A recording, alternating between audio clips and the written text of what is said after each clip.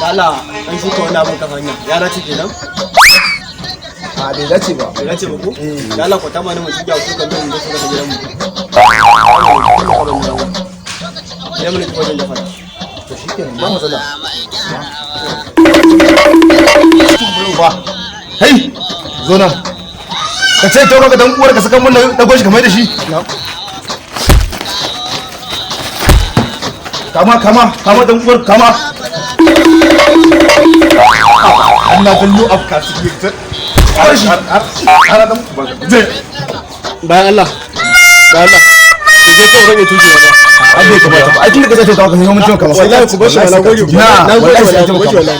wallahi ya ce mu